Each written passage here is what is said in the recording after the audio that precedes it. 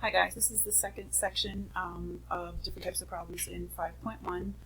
We still are taking a look at expressions, like something like this, and just trying to simplify it. So again, no equal sign anywhere. We're not solving any equations. We really are just simplifying. And these problems are a little harder than the ones we did on Friday because you'll see we have two separate expressions here and they have different denominators. So the first thing we have to do with these kinds of problems is figure out what the common denominator is and then work from there.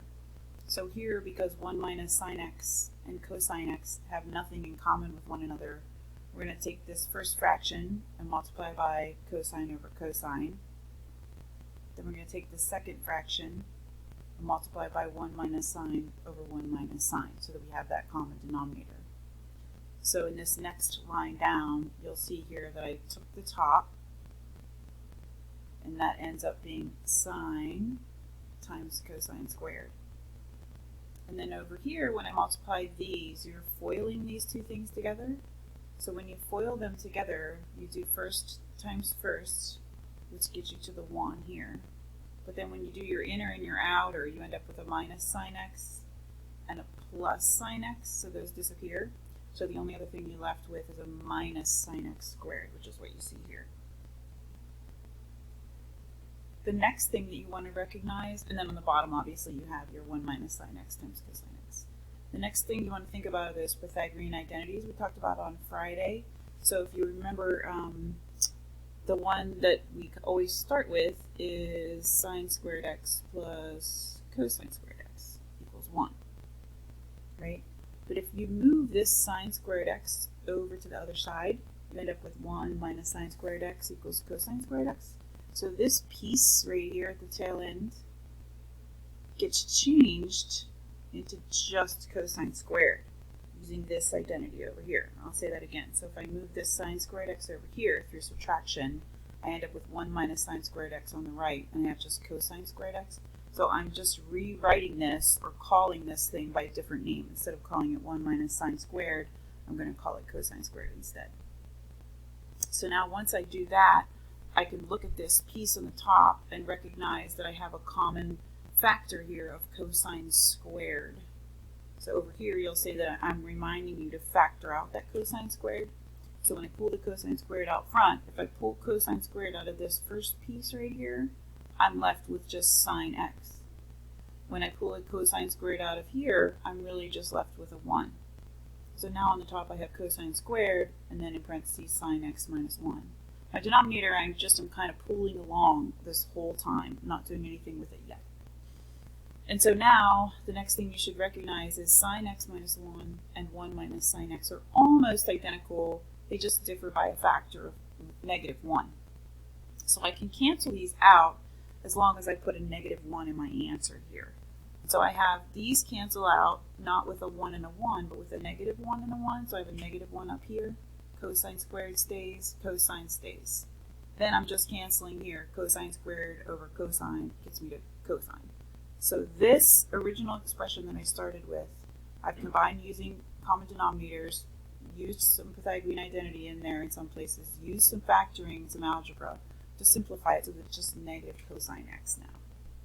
So that's really what we're doing, is we're kind of playing around with our knowledge of common denominators and the Pythagorean identities we talked about on Friday to simplify something that looks a little bit more complex into something that's simpler. And if you're asking yourself why we're bothering to do that, it's because in the next section that we get to, we'll be actually solving equations where all of this simplification is going to kind of help us out and make things a little easier for us. So the next example that I have for you also needs common denominators. Here it is. So for this one, we start out with a 1 minus sine x here and a cosine x here. We're adding these two fractions together, so we still need a common denominator. They have nothing in common, so we're going to multiply this first fraction by cosine over cosine, multiply the second fraction by 1 plus sine over 1 plus sine. So when we do that, we have cosine squared here from the top. And over here, when we do the FOILing, unlike the last problem, nothing falls away, so we have 1 plus 2 sine plus sine squared. Then again, the bottom, just keep carrying that bottom along. You won't really deal with it until you get much further on in the problem. Then the next thing that you would want to realize, I'm writing over here for you on the right, is you have this cosine squared at the front and a sine squared at the back end. And you remind yourself that you have this identity that you can always use. Sine squared plus cosine squared can always be replaced with a 1. So this cosine squared and this sine squared are being added together. So we're going to replace them and just call that 1 in the next step down here. So again, this plus this gets replaced with a 1 down here. And then you just pull along your 1 plus 2 sine x right here, 1 plus 2 sine x. So you're, in each stage, you're kind of simplifying as you go along. Again, denominator is just getting carried along. So next we know 1 plus 1 is 2. No rocket science there. So we have 2 plus 2 sine x now on the top. And now you should say to yourself, well, I could pull that 2 out because it's in common for both of those. So if I pull the 2 out front, if I pull 2 out of 2, I'm left with 1. If I pull a 2 out of 2 sine x, I'm left with sine x. So now, if you carry the bottom along as well, you see, oh, I have 1 plus sine x, top and bottom. That can disappear. And so now, this becomes just 1 over 1. So I have 2 left on the top, cosine x left on the bottom. Which, if you want to take an extra step and say, oh, that's really 2 times 1 over cosine, which is really 2 times secant. So again, you've taken this complex problem up here. Use your common denominators. You're going to use Pythagorean somewhere along the way as well. And then you use some factoring knowledge, some canceling out, to end up with a much simpler expression. Again, guys, I realize that I'm probably talking too fast, but my hope is that you can just pause the video wherever you need to so you can write some things down. I also posted this version of notes on the Chapter 5 module. I think I called it 5-1 Notes Day 2 or something like that. And you can email me too with any questions. So, brave new world we're entering here. Okay, so I have one more example to walk through for you. It's maybe a little bit more complex than the first two, but I just wanted to give you a couple to kind of take a look at. Okay, so here's my third one. Sorry about all the scribbling there at the bottom. So this one has secant and cosecant in it, which is a little different than what we've done so far. Again, you'll notice that your denominators are different, nothing in common. So our denominator is going to be this denominator times this denominator as our common one. So we're going to take this first fraction, which I've rewritten here, and multiply by the opposite denominator, 1 minus secant over 1 minus secant. I can box that out for you. And then the second piece, we're going to multiply by 1 plus secant over 1 plus secant, because that's the opposite one there as well. Box that out. Okay. So on the top, for this first one, we have cosecant, times 1 minus secant. And then we have plus this cosecant times 1 plus secant.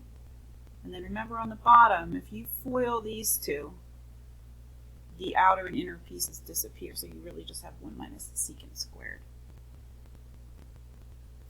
And then in the next step, I'm distributing cosecant within this set of parentheses, cosecant within this set of parentheses as well.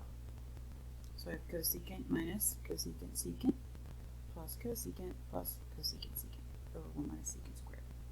It's hard to say all those cosecant and secants. So this cosecant and this cosecant combine, so we have 2 of those. And then this piece here, hopefully you're realizing, is a minus, and we have a plus of that same thing, so those disappear. So we have just 2 cosecant on the top and 1 minus secant squared on the bottom. And so I'm going to flip back to my first page from the other day for you for a second. So remember this, we have 1 minus secant squared right here.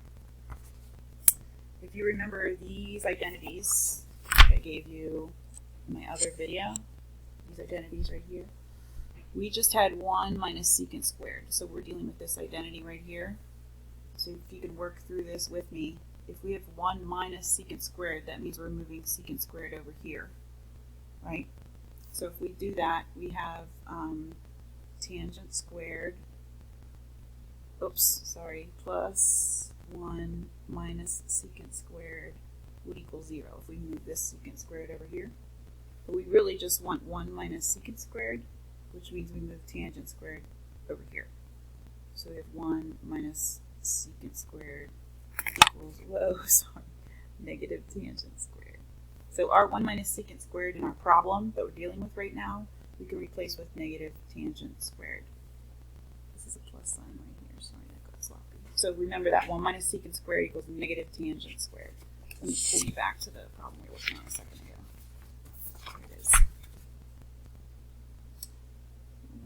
Okay, so we were right here, that 1 minus secant squared. We just flipped to that prior page and said, oh, we can call that negative tangent squared. And then that's really all we can do. I was kind of trying to play around with it to see if there was something else, but this is simplified enough. So one difficulty that kids have with this is they kind of don't know when to stop. Sometimes you have to play around with them just like I did to see, well, there's nothing else I can really do with this. So hopefully you won't have too many like that we'll run into that get kind of confusing at the end. But what I thought you guys could do, hopefully if you have your books at home, is on page 317, there's a couple problems that are similar to this, numbers 32 through 36.